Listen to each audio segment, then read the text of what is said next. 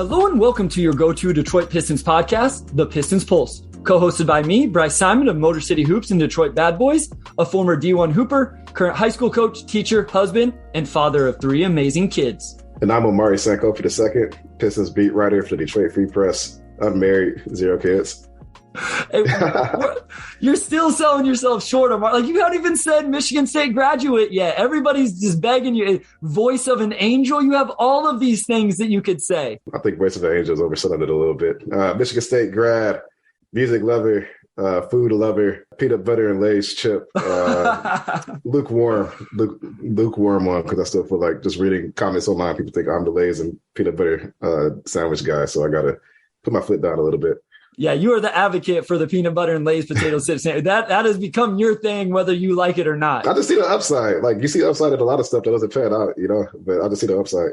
My wife is bringing me home Chipotle today. I just sent her my order, and she shamed me for all the stuff I wanted on my Chipotle burrito. So people got to feel bad for me here. I work out. My wife makes me feel bad for working out too much. I put together this huge Chipotle order. She's making me feel bad. Like, she's sending me the guilt treatment all the time. Well, it just depends on what your order is. Like, you can't say she guilted you and then not drop the order. So what's the order? Burrito. Okay. White rice. Okay. No beans. Chicken. Okay. And then tomato salsa, corn salsa, lettuce, cheese, sour cream, guacamole. Sounds normal. Like, that's what I'm saying. Yeah, like, I would get beans on mine, but I wouldn't say you need beans beyond that. Yeah, it sounds pretty straightforward. Like, what was the specific thing she had an issue with? Well, because when I sent her the text, I sent it line by line. Like, it said burrito, and then the next line said white rice. So it took up our entire text, the whole screen. I'm gonna tweet it out later so I can get some sympathy from the Twitterverse. But it just looked like a huge order because I put it one line with each item. No, I was really hoping to side with Rainey, but that is a very regular order, so it's very unfortunate. I appreciate it. Omari, we have been promising that we would get Wes on the podcast. And today is the day, episode 26. Guys, Wes will join us for the entire episode. We are going to do a draft. We are going to take the current Pistons roster and we are going to draft the best team we can for 2025.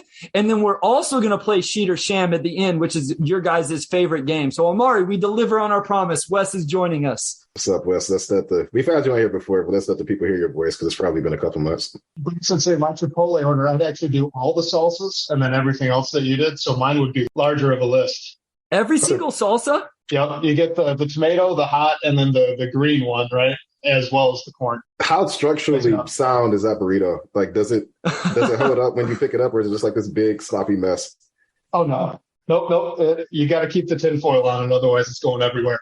So the first time I went to Chipotle, I didn't know that about the tinfoil, and I was furious. I was like, I can't even eat this burrito. It's just and I know some people just get it in the bowl anyway, but I just have someone tell me, no, you just slowly undo the tinfoil as you eat. And so it went much better after I learned that little trick that apparently everybody else in the world knew. I'm surprised you have some Chipotle down there based on the revelations from last week's episode. So, I'll give you a little slack. No, she's in Wichita, 3.5 hours away. Okay. That's why this is such this is such a big deal, is because we're actually getting Chipotle today. So, all right, guys, we are doing a draft today. We will go in serpentine or snake order. So I'm about to do the spinner, figure out who has the first pick, second pick, third pick, and then the order will reverse. We're going to pick our 5 players, I guess you can say it's starting lineup, and it is to win a game in 2025. So it's not a win now, but it's not a win 10 years from now. It's 3 years from now. We're going to try to assemble the best team we each can. There are 19 players currently on the roster. We all agreed that Kemba Walker is going to be waived, not a part of this organization. So we're picking from the other 18 members of the Pistons right now, the 16 on the roster, and then the two-way guys in Braxton Key and Buddy Boeheim. Omari, West, we all good with all of that? We're all good. And just for a little background, Absolutely. We had some debate. We had a little debate before we started the pod on how to do it in the way that's fair to the roster. We said, well, should we do win now? And it was like, well, we can't do win now. And we haven't seen Ivy and Durham play an actual game yet. So I think 3 years down the road allows us to debate a little bit how these players could end up, which, I know the core of sports is debating things we can't prove until it happens. So it should be a fun episode. And I did the random name picker while you guys were talking right there. And yours truly got the number 1 pick. So I will be picking first. That will be a tough selection. I'm going to go ahead and spin it to see who gets the second pick. And the second pick will be Omari. So Omari, you will get the second pick. Wes, you will pick third. And then you will also have the first pick of the second round. So the order here will be me, then Omari, then Wes, and then we'll reverse it for the second round, reverse it again, so on and so forth. Everybody all on deck. We know where we're going. We know the order. Everybody good? Yeah. I think you got it backwards. I should be first. You should be last. Yeah. Like, the fact that Bryce has the spinner and also got the first pick seems to be an inherent flaw to this exercise because we have to take Bryce's word for it, but that's okay. You guys can question my integrity against us now. Good. You, Wes, you told me I could be the one that did the random name picker. So I'm not worried about it. I'm not going to waste people's time. I have my tiers. There is only one person in tier 1 on my list of my big board for this Detroit Pistons roster. I will select the young face of the franchise, Cade Cunningham, with the number 1 pick. That's not shocking at all. The other thing is that the Pistons only really have, like if they still had Jeremy Grant, I feel like there'd be a little bit more like, okay, like now we could at least have 2 guys who are proven top 50 guys in the NBA. That's probably going to spark debate on if Jeremy Grant's top 50, but general guess you have 2 guys who could put the ball in the hoop. So yeah, Cade, number 1 certainly makes sense. I have the number 2 pick, so I am going to go with an upside play because you basically have to here. This is going to go somewhere that I didn't think it was going to go. I'm excited. I think it's probably what you expect, honestly. Jaden Ivey. That was not what I expected. Okay. Yeah, I'm going to go Ivey because I think if we're projecting all these players 3 years down the road, like who's the most likely to be that kind of go-to scoring type. And I'm going to go with Ivy. Like, I just think just being an on-ball guy probably makes the ceiling higher than maybe you would have went Sadiq number 2, which I think is also fair. And I would guess he's probably going to go number 3, but I just think Ivy's upside is probably the highest on the team next to Cade. I will be honest. I put my big board together the other day whenever we thought we may take this a different direction. So changing this to winning in 2025 definitely could have, changed my big board order just a little bit. Wes and I were talking. I think we both thought, Wes, and I'll let you pick now. I think we both thought Sadiq Bey was definitely going to be number 2. You said, man, it sucks for whoever gets the number 3 pick, which is where you're going to end up. And I think you're pretty happy right now. Yes, I feel like the Pistons on draft night with Ivy falling to them at 5. So I get to pick Sadiq Bey at 3, and then I go back to back, right? You will, yes. So Sadiq Bey would round out the first round. That's how I'm taking. I mean, you have to take Sadiq, right? He's the only real good scorer, I guess, guy that has that kind of upside left on the roster. So definitely going to take him. And then I think I want to score since we're looking at just a 5-man roster. So I'll go Bagley at 4. Give me some buckets with Sadiq and Bagley. Quick recap here. While Omari is on the board, I took Cade 1, Omari, Jaden Ivey 2 with maybe a little bit of an early surprise. I'm interested to see what the listeners think about that.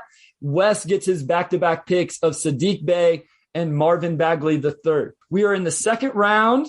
Omari, you are up. Yeah, I was going to go Bagley if he was still there. So this is tough because I think what you're doing 3 years from now, so maybe you get some creative liberty in how you project these guys will develop. But this is tough because there's like a number of ways I could go, and I think there's probably no wrong answer here.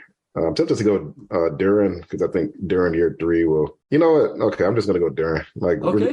we're going all upside. I think just vertical lob threat. Like I think his passing will be a lot better than even if he's not quite Bam level. I think I'm going Duren here. Ivy and Duren, the 2022 lottery picks. I feel like we're going to get some heat for Isaiah Stewart not being off the board yet.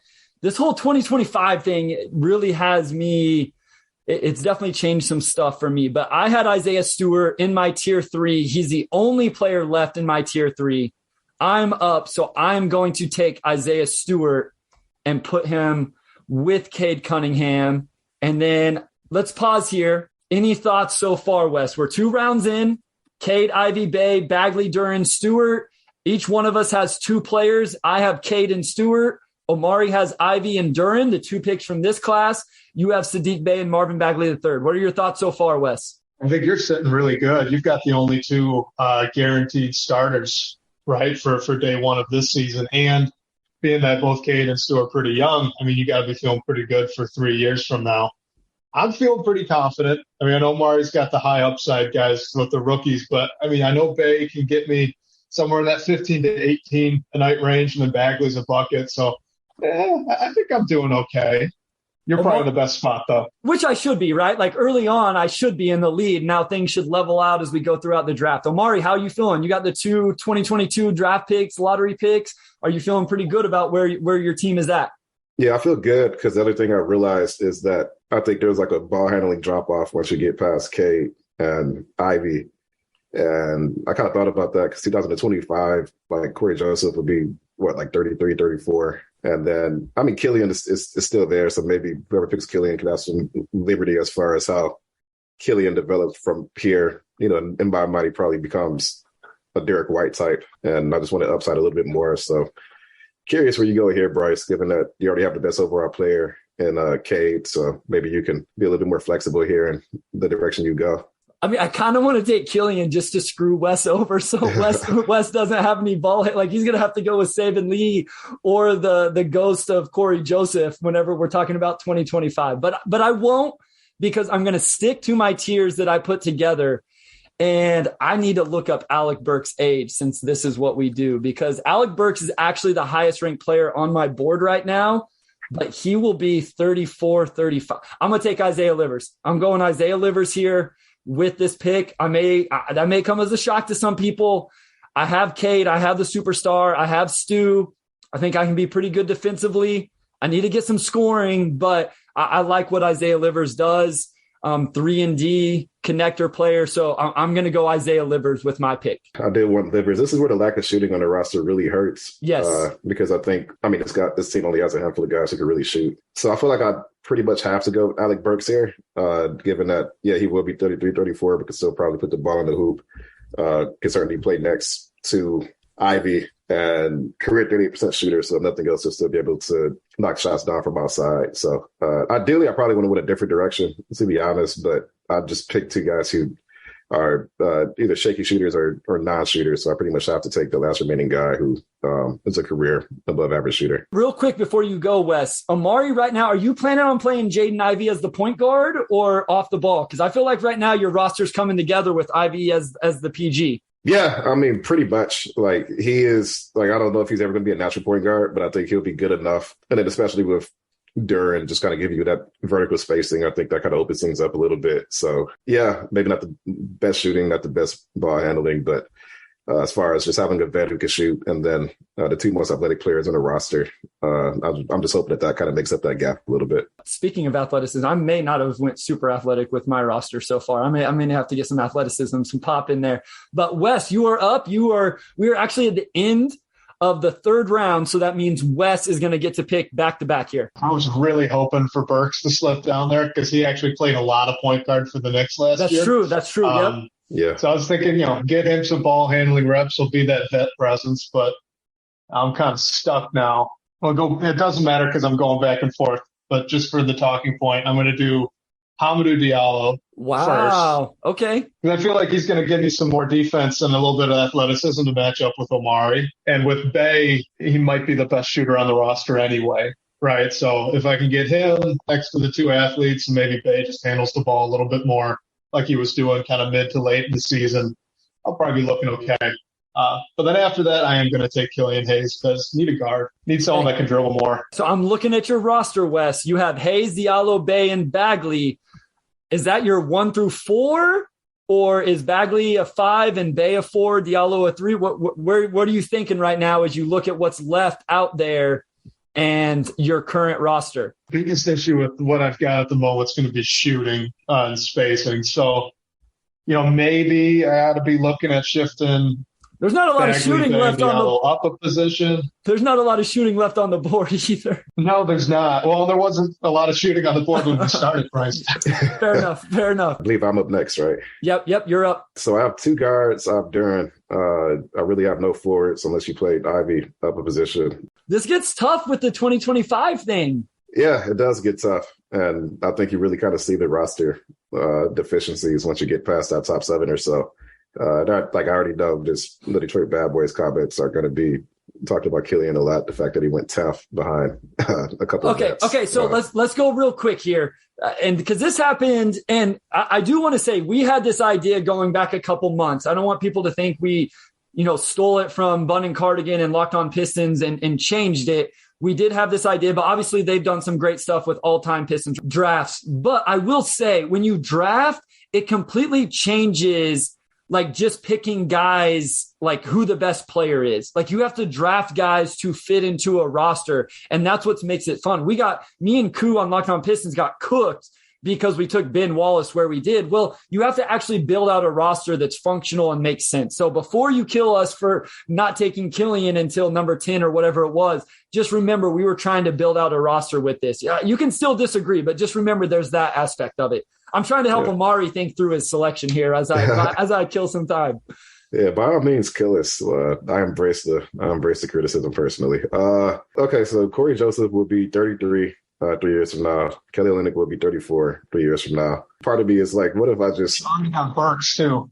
Yeah, and I do have Burks who will be a little bit older. But like, I'm just like, what if I cheat and I just say Kevin Knox is going to put it together and he's like the perfect 3 and D, wing. I'm not going to do that. He's already 4 years in, so I don't think that would be fair. Like I have no wings at all. This is not good. I was just looking at my roster, and I'm going to have a major hole somewhere. So yeah, it kind of just is what it is, right? I'm going to go Kelly Olynyk. I think because he's another guy that can shoot. He can handle the ball a little bit as a 5. I think you could play him and Duren together and not have a lot of issues if you just treat Olynyk more as a stretch 4. Also, I think him and Duren could have a bit of a high-low game a little bit because I think Olynyk does see the floor well enough to kind of push that. He will be 34, but I think his game will still be fine. He'll still be able to shoot, still be able to do the stuff Kelly does. So, yeah, I'm going to go Kelly here. I have 2 guard/wings and then essentially 2 centers, but I think their skill sets contrast enough that you could make it work. My roster's in trouble. My roster is I do not like what I'm ending up with here. I'm going to make one pick and then we'll go to break, and that'll let us regroup a little bit here as we go into the final round, which is going to be tough, but I'm interested to see who gets left off. What 3 players or 3 players don't get drafted. I think I'm going to have to go with, I'm going to go Nerlens Noel with my pick. I'm going to play Stu at the 4. I'm going to buy into him being able to shoot the ball, and he provides some floor spacing. And so I'm going to go Nerlens Noel with the last pick of the 4th round. We are going to go to a short break right here. And then when we come back, we'll regroup. I will be on the clock to start off round 5 for our current Detroit Pistons roster draft. We'll finish that off, and then we'll break down the rosters, do some superlatives, and just see how this turned out.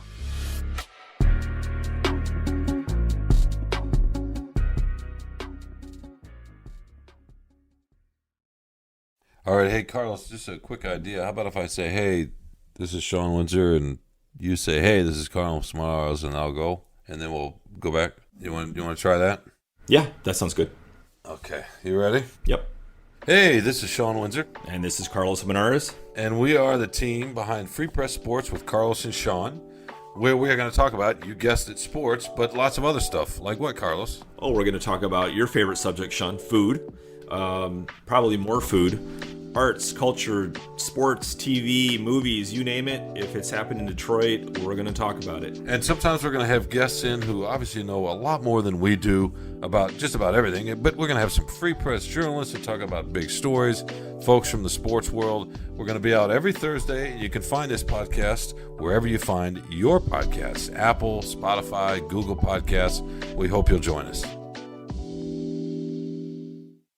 We'll lead off with Bryce, and then right after we'll go through our teams and debate as unbiased or as biased as possible which one would prevail in the 5-on-5 game. So Bryce, go ahead. And I kind of want to take what you were talking about, Omari, and just say that Kevin Knox is going to figure it out, and I can put him in the lineup and he can provide floor spacing, but I'm just not sure I believe that. So I'm going to go Rodney Magruder, man. I'm going to take Rodney. I'm going to put him at the 2 for me. We'll break our lineups down, like you said, here once we finish off. But I'm going to take him. When he plays well. He can knock down shots. He's a good team player. I think I got a good defensive team going. So I'm going with Rodney McGruder for my final pick and to round up my 5-player lineup. Corey Joseph is far and away the best remaining player here, so I'm just going to go ahead and take Joseph. In 3 years? In 3 years? 3 years. He'll be 33. I guess to me, like, there's nothing he's doing now that shouldn't age well 3 years from now.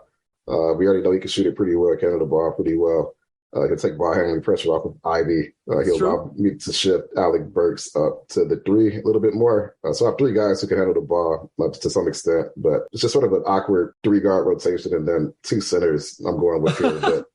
But the main thing for me is I need 3 guys that can shoot, and Corey Joseph can shoot, and he can take pressure off of Ivy if Ivy's more of that combo guard instead of being a true 1, which is, I think we all agree, he'll probably end up being. That's a pretty easy pick, honestly. I think Corey Joseph was the best remaining player by a pretty significant margin. I mean, I know we're not supposed to get into this yet, but your backcourt isn't guarding anybody, Omari. No, it's not. No, you're right. Okay, yeah. Wes, I just want to say this before you go. I put my tiers together, right? So we had 18 players. I had them divided into 7 tiers. I had 14 players, and then the last 4 were in my tier 7. So essentially it was like whoever got pick number 15 was getting somebody I didn't necessarily want to pick. So I am fascinated. And some of this is dependent on your team where you can go. But I'm very, very interested to see who you select here. I'm in a rough spot. So what we've got left, we got Saban Lee, Kevin Knox, Buddy Boeheim, and Braxton Key. Yep. The only guy I got that can shoot is Sadiq. So that'd be your argument for Knox or Boeheim, right? Because theoretically, maybe they can get their form looks good. Who knows if it actually shows up. Saban Lee, he could give me some more athleticism. Give me another ball handler that's not named Killian Hayes, because he's all I have that can, handle a pick and roll other than Sadiq occasionally. And then, Braxton Key, just kind of the 2-way guy, right? Man, I'm kind of stuck here. I like the idea of Kevin Knox. Destroy. I'm just going to go all size. I'm going to have everyone over 6'5" here. And Kevin Knox he's not even going to play defense. He's just going to figure out how to shoot threes from the corner and not move. And that's it. That's all I'm going to get from him. And I'm going to be happy about it. So Kevin Knox, last pick. I think you had to be honest with you. I think Braxton Key is probably the better player as we sit here today. But if you added Braxton Key to your lineup, Wes, with Killian Hayes, Hamidou Diallo, and Marvin Bagley, there's an argument that you only have one reliable, consistent 3-point shooter. And I know some people are going to say, well, is Kevin Knox a reliable, consistent 3-point shooter? I mean, no, he hasn't proven it yet, but at least that's his reputation. So I think that was where you had to go with where your roster was at. I really did think about Boeheim too, because that's his rep coming out of college. So, he's a 2-way guy, so it's a low success rate, but the chance of if he figures out and becomes a rotation guy, it's all on that 3-point shot. So I did think about it, and it would have been interesting, but I feel like Knox is a little safer. So before we get to really the debates and breaking each other's teams down and going at each other, I know I already started it a little bit with Omari's defensive backcourt, but Omari, just give the listeners your squad. You don't have to put it like in order of how you draft them, anything like that. Just give them your 1 through 5. Let them know who you have, just so we can recap this a little bit. Yeah, Corey Joseph. Well, I'm doing in order of position. Corey Joseph, Jaden Ivey, Alec Burks, Kelly Olynyk, and then Jalen Duren, which I think is pretty balanced, honestly. Yeah, you got a little bit of shooting there. We will talk. One of the superlatives, I believe, is the best floor spacing team. So we'll discuss that. I think your squad definitely has a chance for that. Wes, lay out your team for the listeners, 1 through 5. I'm telling you, they're not going to win the best floor spacing team I've got. But so I'll be running out Killian Hayes there at the 1. He's going to be a much better shooter this year, so he's going to really help me out there. I'll probably go Hami at the 2, Knox at the 3, Bay at the 4, Bagley at the 5. I went with Cade Cunningham at the 1. I'm going to play McGruder at the 2, Livers at the 3. Since we're projecting all this 3-point shooting, then Isaiah Stewart's going to also shoot the ball the way we think this season. He's at the 4, and then I have Nerlens Noel at the 5. So real quick, just for the listeners, just a breakdown of the order. Cade, Ivy, Bay. Then it went Bagley, Duren, Stewart. At number 7 was Livers, Burks, Diallo. That was round 3. Round 4 was led off with Killian Hayes at number 10, K.O. Noel. And then the final round was Magruder, Joseph, and Knox was the final pick, leaving out Saban Lee and the two-way guys, Braxton Key and Buddy Boeheim. I'll just give you guys a chance. Omari, as you look at those teams, maybe it's your own team, what's something that stands out, a positive or a negative? I kind of went at you for your backcourt. Is there something from another team where you're like, man, this team's really going to struggle? Or I feel like this team really put it together well? Having Cade and Livers, I think both of those guys, I mean, Cade's Cade, obviously, but I think Isaiah Livers being a really good, I think, team defender and also being a pretty proven shooter. Those are two I think you could argue those are the two most maybe playable guys on the entire roster as far as you probably don't have to mix and match as much. You can put them out there with any lineup and feel pretty good about it. I'd like that I do like that I got the two best athletes. The only other guy that could really jump with Duran is Noel. And I just think long term, Duran's probably a little bit better. I think he has better hands, maybe slight athleticism advantage, a little bit bigger.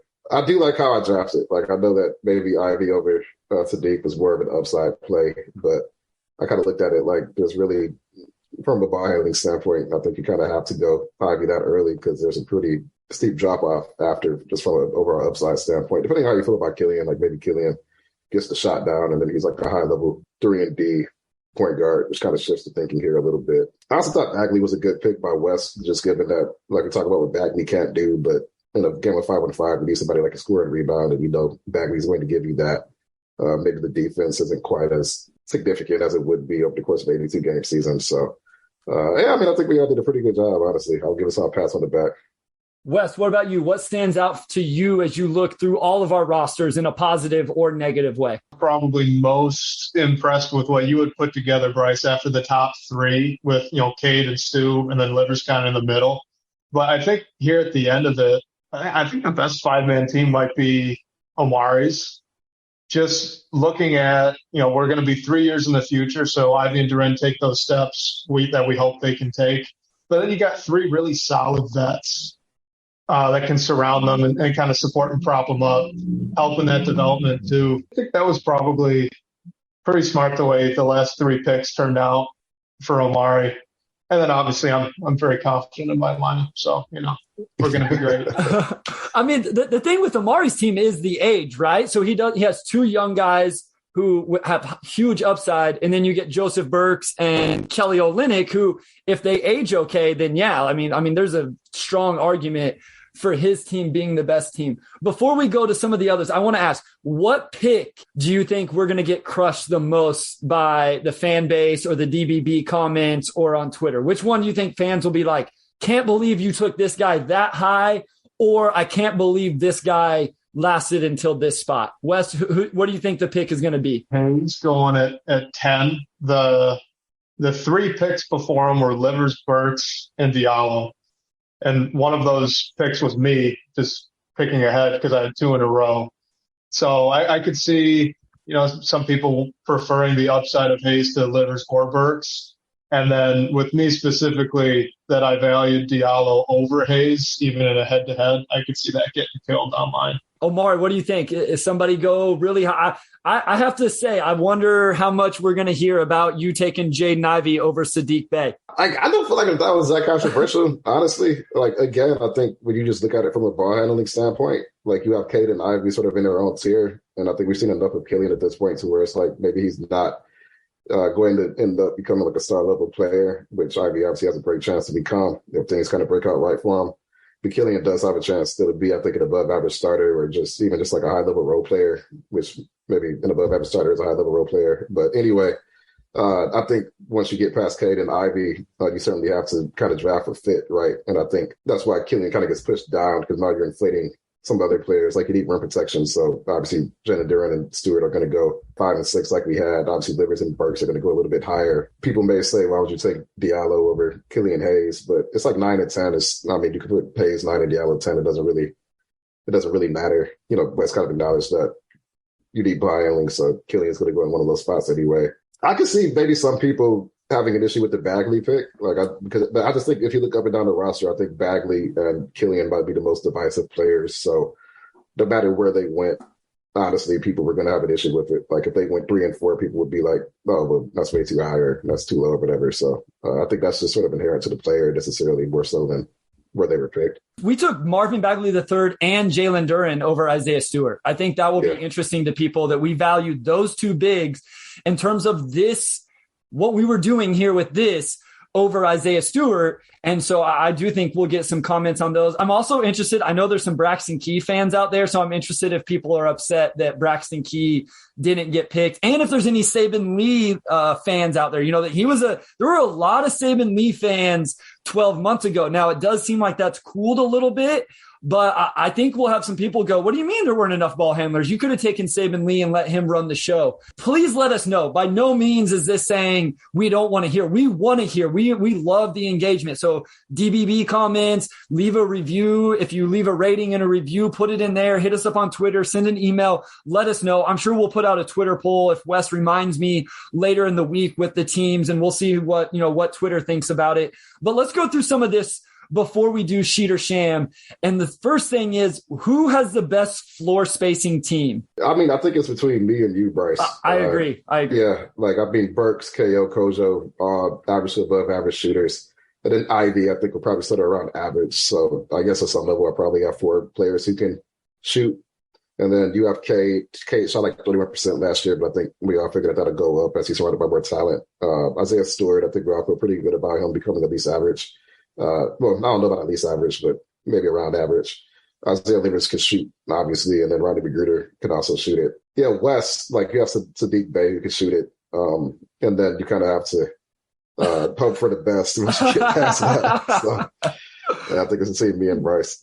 Wes, break the tie here. I think you would agree that your team is not in the running for the best floor spacing. So you're an honest man. You're unbiased here. You break the tie between Omari and I's team for best floor spacing. Yeah, I'll break this tie, and I think I'm going to win the next one if we're going in order. But so I think it's really close. I think Burks, KO, and Kojo are established shooters, and then there's a world where Ivy's average. So I think I'm going to give the edge to Omari, just because I feel like you can count on Livers and Magruder for sure to shoot a high percentage. And then Cade's going to give you good volume, and I don't know if he's going to get up close to that 40 number. So I think I'd lean to your squad, Omari, on the best floor spacing, but it's close.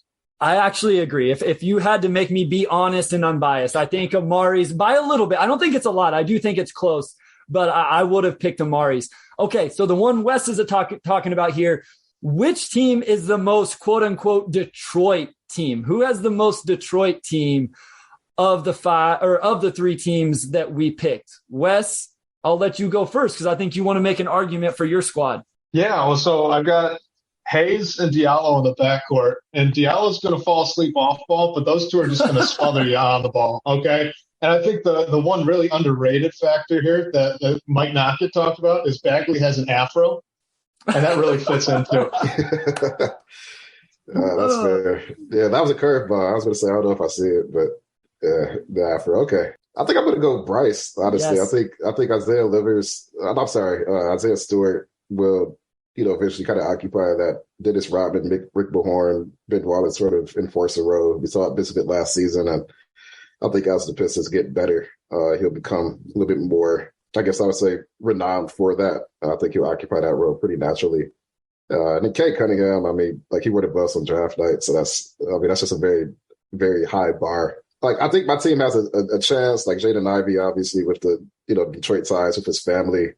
And you have Corey Joseph. Nobody's voting for your team to be the most Detroit team with Corey Joseph in the I think so. I think it's a small vocal minority of fans who don't like Kojo. I think most fans are indifferent or like him for what he brings. Of course, I'm probably saying that because he's on my team, but I think it's a small minority of fans. But I'm gonna get Bryce the nod here just because he has Cade with the Buffs and then Isaiah Stewart. I think that's an insurmountable lead. Yeah, I got Cade, Stewart, Livers played at U of M. Magruder's like a journeyman, fits that mold. So I want to ask this. I don't know that we specifically had this. Who has the best defensive team? Who do you guys think? Because I think I have a strong argument for the best defensive team with Cade and Magruder, and then Livers and Stewart. And Nerlens Noel, although he's a drop coverage big, is still good, protects the rim on the defensive end. I think my team has a chance to really guard. Yeah, I agree. I think it's Bryce as well. I think Isaiah Stewart's probably the best overall rim protector on the roster. Not just rim protection, but also being able to switch and whatnot. Yeah, defensively, I think he's probably the most well-rounded player on the entire roster. K can defend. We saw it in Spurs last season. I think with like any player who has an offensive load, it's going to come and go. But K can defend. He's got the tools to be a good defender.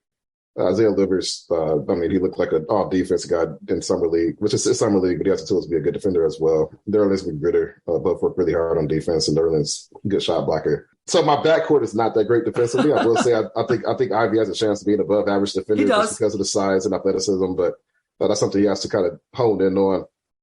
Duran may end up becoming the best pure rim protector on the entire roster, but, again, I think you kind of have to project a little bit. Burks, K.O. Kojo, pretty well-established guys want to build defensively around. So, yeah, I think you can make a good argument for Wes's team as well. So I'll probably vote for Bryce, but I think Wes can make a strong argument in favor of his team. So shifting gears here, which one of us is going to be the fastest paced team? Which one of our squads is best suited to get out and run, push the ball, and go? I got Hayes, Diallo, and Bagley, and all of them are going to want to sprint. Knox and Bay can keep up with it. So, and Bryce, for yours, Cade, he's a little more meticulous, right? He's good in the fast break, but he'd like to slow it down. So I think, maybe you could make an argument of who's going to be best in the fast break, but mine's probably going to do it the most. Yeah, I actually think Wes's team probably fits it the best. Even Kevin Knox, that probably would be better to get out in transition and not just play in the half court. I agree. Omari's team has Ivy and Duran, but then you got those other guys who may not be best suited for that. I think my team could do it at times, but I think we would probably be more keen to play in the half court. And I think the roster fits that. To me, it's hand down. Wes's team should play the fastest. I don't know about hands down. I do have the best Southeast on the roster. You only need two guys for a successful fast break, and really you only need one depending on how fast he is. No, I'll give it to Wes. All right. I like the competitiveness. Fight for your team, Omari. Don't let me say hands down. Last one before we take a short break here. Did any of you guys have a theme as you went? Did you come into the draft with a theme, or did a theme develop as you assembled your team? Or was it essentially just like whatever happens, and I'll take the best player available? Like Omari, did you go I want to draft a defensive team or a shooting team or anything like that? Or did you just kind of let it lay out the way it happened? I was hoping that I'd be able to start with either Cade or Ivy, just because I think you just need above average to elite or a ball guy, and those are the two players who either are that or have the best chance to becoming that. So I kind of went in like, if I get the first or second overall, if I get the first pick, it's Cade. If I get the second pick, it's Ivy. If it's the third pick, I hope Ivy falls to me. So I think me and Wes were sort of opposites there, yes. Where Wes was hoping for Bay. And I think for me, if it wasn't Cade, then I had to have Ivy as my centerpiece. Beyond that, I think it's just sort of come as you go. Not necessarily a thing, but just more so getting the most well-rounded roster. Like Duran, for me, it was like I could have went Isaiah Stewart there, but I also tried to keep in mind it's a game of 5-on-5. So there's some stuff that, like Isaiah Stewart's skill set's good in the playoffs, over 82-game season, that stuff is important. But in a game of 5-on-5, like one game, who wins? I'm like, just the athleticism advantage is going to be hard for the team to match up against. And to get two of the best athletes, the two best athletes on the roster for me was a pretty big priority. And then beyond that, just get shooting. So it was less fit and just more so I need to be able to space the floor for those guys. Yeah, I'll just say real quick, and then Wes, you can finish this up here. I had my tier list, and I kind of just tried to stick to my tier list. Obviously, I had to start fitting guys into spots. I had Cade as the primary ball handler, so I didn't necessarily want to get another one. I really did consider Killian Hayes, but I had my tiers, and I kind of just stayed to that the best I could. So, Wes, I feel like you probably had a calculated plan. I don't know if that went out the window whenever you got the third pick or not, but did you have a plan? Were you able to stick to it, or what did it end up being? Oddly enough, I actually just expected to be picking third. I don't know why. I just woke up this morning, I had a feeling. I'm like, I'm picking third. I'm winning 2 in a row. But I was very confident in the 2 picks being Bagley and Ivy. So when Omari went Ivy, it kind of threw everything off and out the window. And I kind of thought about taking Bagley and Burks and leaving Bay, even though it would have killed me. Because as soon as I had Bay and Bagley, I was playing from behind the whole way. After that, Duran, Stu, Livers, Burks all went off, and I was hoping maybe to snag him, Burks, that is. So I started with a plan, and then I just had to fill some holes after those first 2. That's how it really plays out, I assume, on draft night and throughout the offseason. So hopefully you guys enjoyed this. It was a lot of fun for us putting it together. It's the offseason, so we thought it was the perfect time. We are going to go to a short break here, and then when we come back, Wes is going to lead us off through some fun Sheet or Sham with Detroit Pistons and maybe even a few non-Pistons related questions.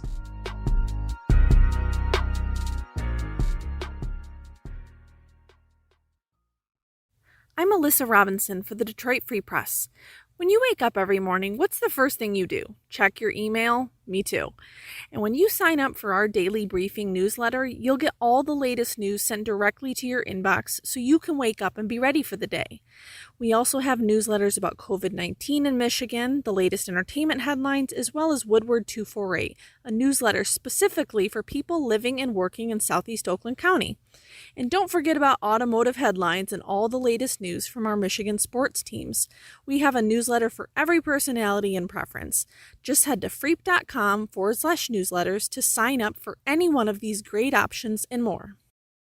All right, guys, welcome back. We're going to be going through some Sheet or Sham here. So just a reminder of what the game is. It's a true or false game. I'm going to read off a fact or a stat, and Bryce and Omari are going to tell me if it's Sheet, true, or Sham, false.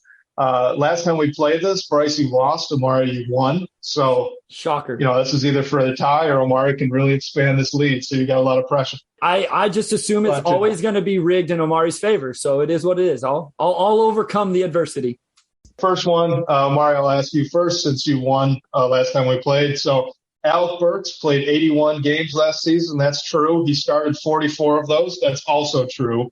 Sheet or Sham, both of those numbers are career highs for Alec Burks. I'm gonna go Sheet because he's been a role player basically his entire career. And I'm gonna go Sheet. 81 games. I feel like the average number of games the average NBA player plays is probably less than that per year. So Sheet. Yeah, I'm gonna say Sheet as well. That was my first instinct was Sheet. Yes. So that was Sheet. It was actually close. Games played. His next highest was 78.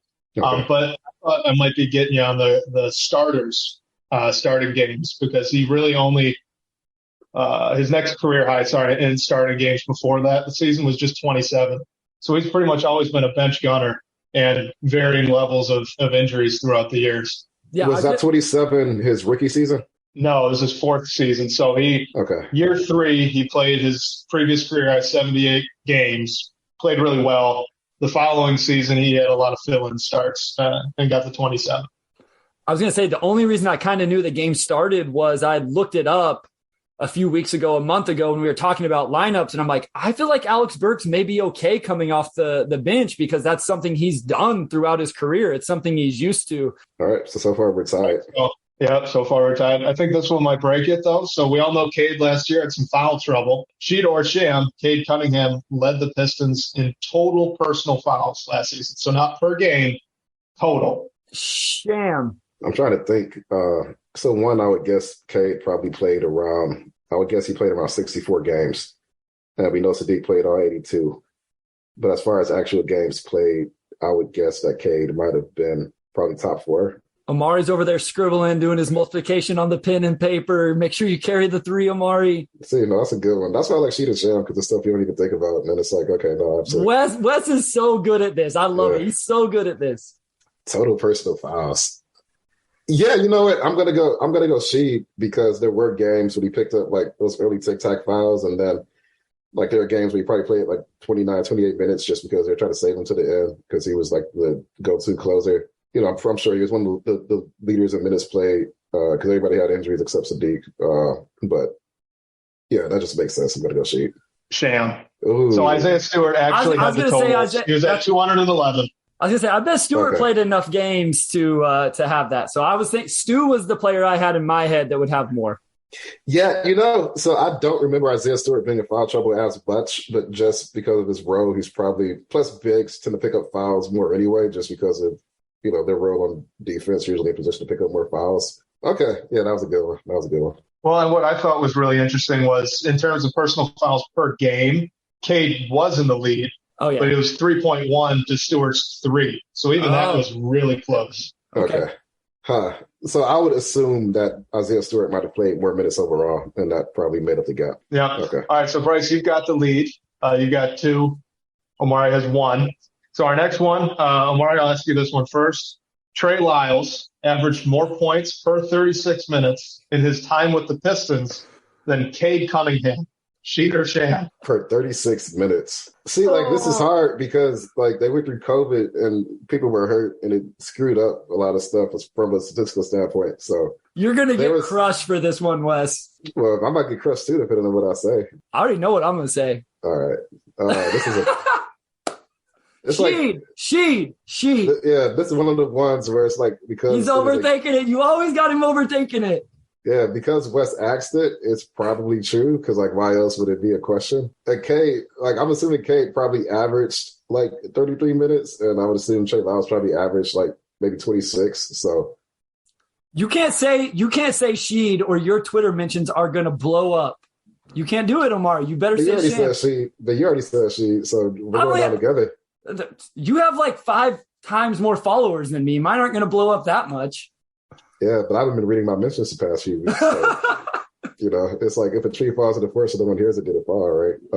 Yeah. All right. I'm also going to go Sheed. Final answer. Okay, it was Sheed, and again, very close. Lyles was 19.3. Okay. Cade was 19.2 points per 36, and Bagley was also at 19.2 in his time with the Pistons.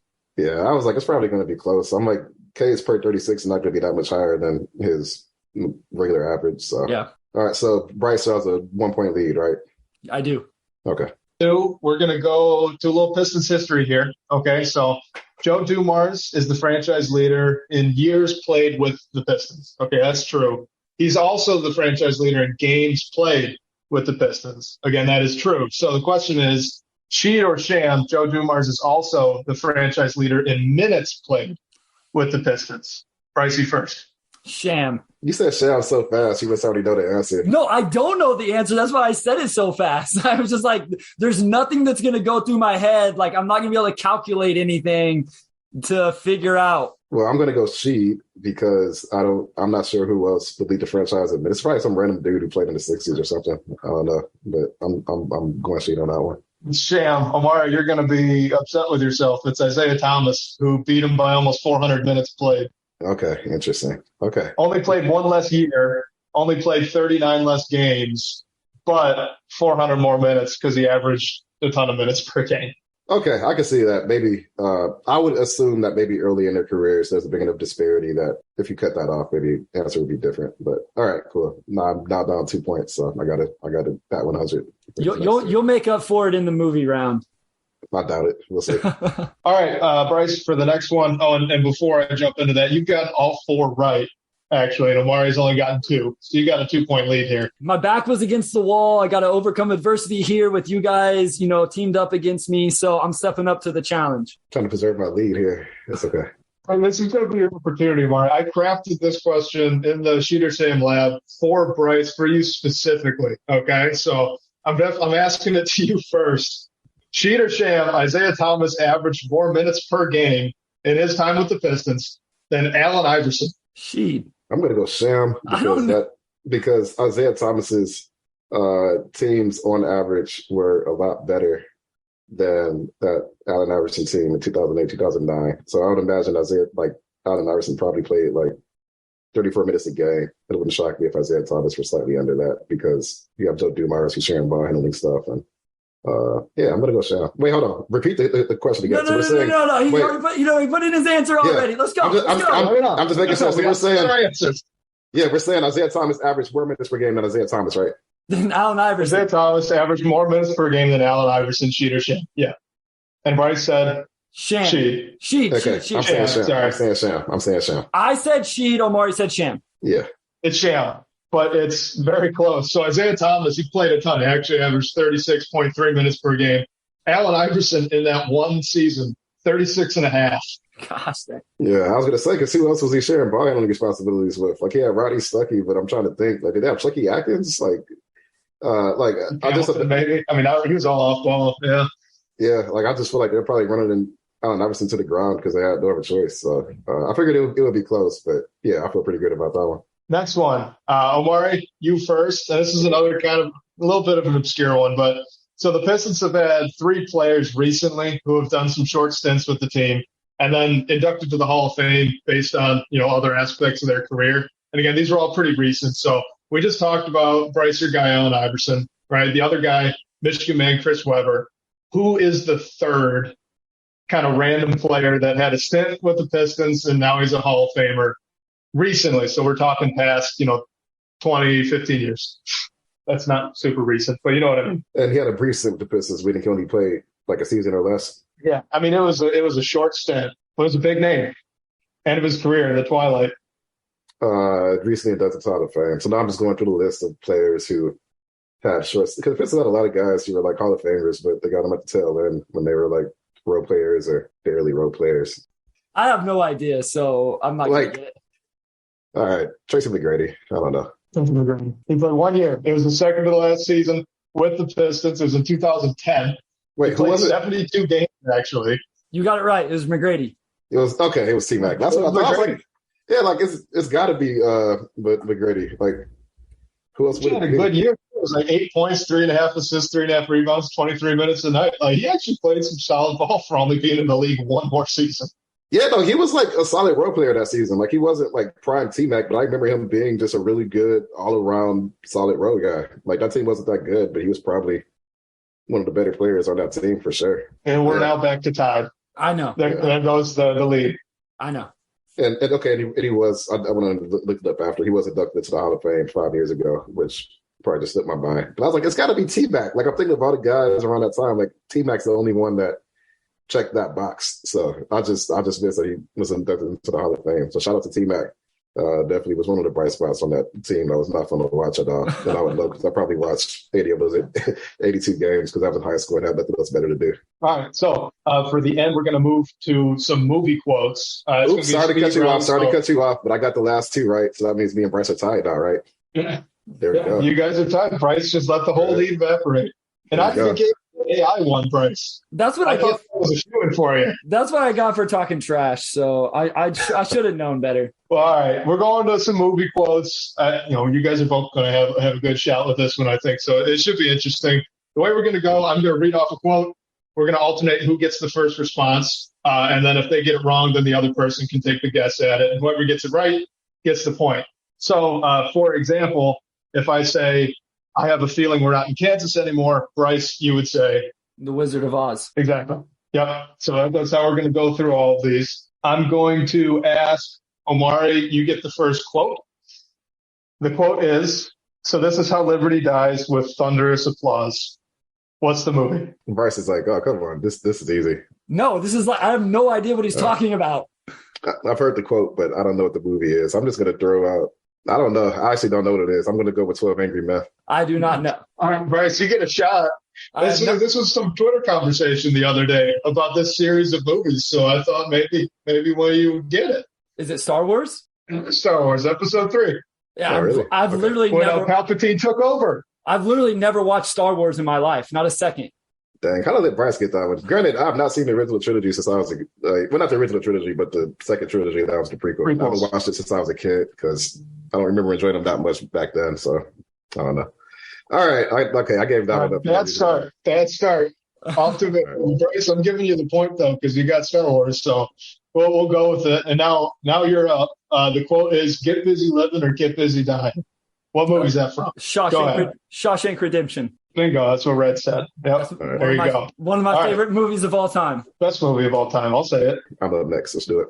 Honey, where's my super suit? Oh, come on, The Incredibles. Yeah, exactly. I try to keep this one kind of easy. Some famous ones. That was just a real bad start. All right, Bryce, you're next. You either die a hero or live long enough to see yourself become the villain. You got to name the movie. The Dark Knight. Yes. I didn't want you naming Batman or something. Yeah. And then just getting the cheapo one. Man, that would have been a bad one to miss after all the debates we've had on here. If I didn't know that one, that would have been a bad one to miss. Bryce has seen like 5 movies ever if we gave him 2 of them. Well, I can't just pick stuff I know he's never seen. I got to give him a shot. No, we can absolutely pick stuff he's never seen. What? Oh, now all right, Omari, you're up. Now Omari's complaining about it being rigged. Oh, man. Okay, I'm going to steal the Declaration of Independence. Omari, what's that from? National Treasure? National Treasure. Okay. I was going to be upset if you got that wrong. All right. It's like the only good Nick Cage movie. Yeah. Facts. This is the last one. Bryce, if you get it, you win. If you don't, we're tied. And I don't have tiebreakers, so you got to get it. All right, this is from a comedy. It's from I think it's from the 80s, but it's a very famous line. The line is, there are 106 miles to Chicago. We have a full tank of gas, half pack of cigarettes. It's dark, and we're wearing sunglasses. What is the movie? No clue. See, now this is a grenade for both of us because there are people who only watched 80s comedies growing up. And then there's people like me who didn't really watch any of them because my parents didn't really watch them. It's an SNL movie. What's that? It's one of the few successful SNL movies. Listeners are going to have to kill us if you don't get this. Yeah, I'm just going to have to get dumped on. Yeah, I don't even know. I'm not I love SNL. There are people who live and breathe, the cast members and all that. I don't know. I didn't watch a lot of SNL growing up either. So I'm just going to, just like a well-known 80s comedy, you said, right? So. Oh, yeah. Yep. But this one made an appearance in a Drake and Josh episode. That's kind of, you would have been a little old, or would that be your time more? I don't know. No, I was they redid. Yeah.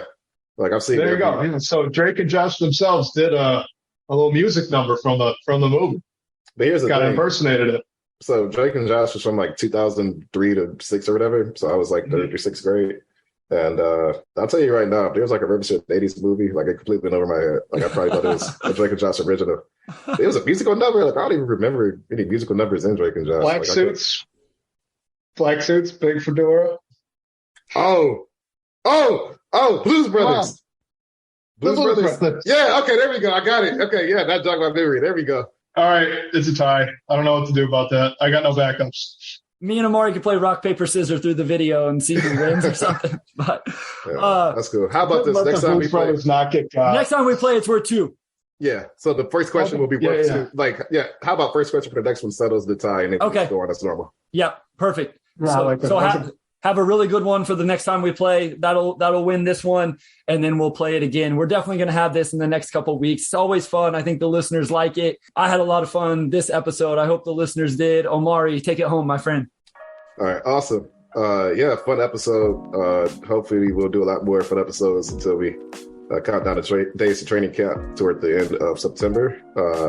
And I feel like I should have won that sheet in Sham. I don't know. Thanks, Wes, for helping me out a little bit. You gave Bryce a couple layups, so I'm glad I was able to even it up toward the end. Anyway, I'll stop boasting. Thank you, everybody, for listening once again. Thanks to Kerry Jeter II, our editor, executive producer, Anjanette Delgado, and our sports editor, Kirkland Crawford. And also shout out to Wes, who is on this episode. So I'm going to shout you out anyway. Thanks again to everybody for listening, and we'll see you next week.